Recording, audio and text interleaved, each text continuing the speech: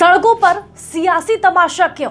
देश के वित्त मंत्री का काम अब राशन की दुकानों पर देश के महान नेता पीएम मोदी की तस्वीर लगी है या नहीं, ये देखने का हो गया है क्या?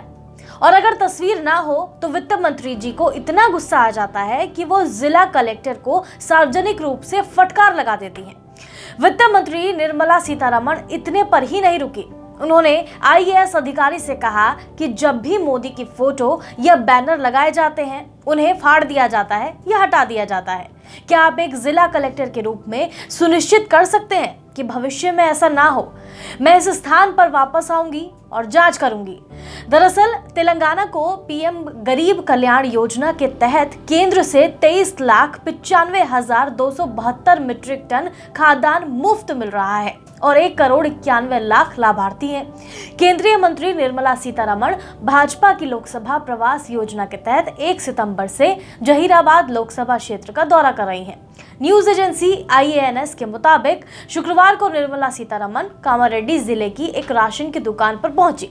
उनके साथ मौजूद वहां के जिला कलेक्टर से उन्होंने पूछा कि क्या आप मुझे ये बता सकते हैं कि मुफ्त राशन योजना में केंद्र कितना भुगतान कर रहा है, राज्य सरकार का योगदान और लोगों से कितना शुल्क लिया जा रहा है। जब कलेक्टर इसका जवाब नहीं दे पाए तो केंद्रीय मंत्री नाराज हो गई और उन्हें आधा घंटा ब्यौरा लेने के लिए दिया। क्या आप तेलंगाना कैडर के एक IAS अधिकारी के रूप में अपने जवाब पर पुनर्विचार करना चाहते हैं? कृपया सही आंकड़ा पता करें। इस दौरान सीतारमण ने दावा किया कि जब कोरोना महामारी से पहले की अवधि में प्रति किलोग्राम बाजार मूल्य 32 से 35 रुपए था, केंद्र लगभग 28 से 30 रुपए का भुगतान कर रहा था। राज्य सरकार 2 या 3 रुपए का भुगतान कर रही थी और लाभार्थी ने सिर्फ 1 रुपए का भुगतान किया। तेलंगाना के मंत्री KT रामाराव ने केंद्रीय मंत्री निर्मला सीतारमण द्वारा एक जिलाधीश को फटकार लगाए जाने पर हैरानी जताई। उन्होंने ट्वीट कर लिखा कि उच्च पदों पर आसीन लोगों का ऐसा बर्ताव अखिल भारतीय सेवा के मेहनती अधिकारियों का मनोबल गिराएगा। प्रधानमंत्री गरीब कल्याण अन्न योजना को अप्रैल 2020 में शुरू किया गया था। इस योजना का मुख्य उद्देश्य कोरोना महामारी से उत्पन्न खाद्य संकट को दूर करना था। मालूम हो कि इस योजना को इस साल मार्च में 6ठी बार विस्तारित किया गया था। ये योजना 30 सितंबर को समाप्त होने वाली है।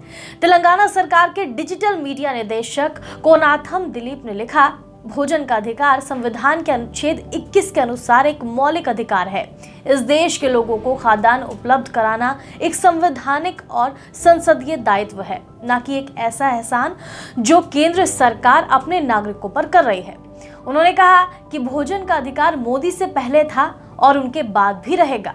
वित्त मंत्री जी को प्रधानमंत्री नरेंद्र मोदी की महानता का बखान करने से पहले ये बात ध्यान रखनी चाहिए कि जिस पैसे से ये खाद्यान्न बांटा जा रहा है वो किसी नेता की जेब से नहीं खर्च हो रहा है, बल्कि ये पैसा भारत की टैक्सपेयर जनता का है। तस्वीरों से प्रधानमंत्री नरेंद्र मोदी का नाता पुराना है। उनकी ही भाषा में उन्हें कैमरा जीवी भी कहा जा सकता है। कोरोना के दौरान वैक्सीनेशन का कार्यक्रम जब पूरे देश में शुरू हुआ तो शहर दर शहर, सड़क दर सड़क होर्डिंग्स नजर आ रहे थे। फ्री कोरोना की वैक्सीन के लिए धन्यवाद मोदी जी, यहाँ तक कि वैक्सीनेशन के सर्टिफिकेट पर भी मोदी जी की तस्वीर थी। पर हम ये पूछना चाहते हैं कि क्या इससे पहले देश की किसी सरकार ने जनता को फ्री वैक्सीनेशन नहीं दिया? क्या वैक्सीनेशन का खर्चा बीजेपी के नेताओं की जेब से हो रहा था? क्या ये पैसा जनता का पैसा नहीं था? पर फ्री की पब्लिसिटी करना कोई इनसे सीखे। आप इस मामले पर क्या सोचते हैं, हमें कमेंट करके जरूर बताएं। साथ ही देश और दुनिया की तमाम बड़ी खबरों के लिए हमारे चैनल को सब्सक्राइब करना ना भूलें। नमस्कार।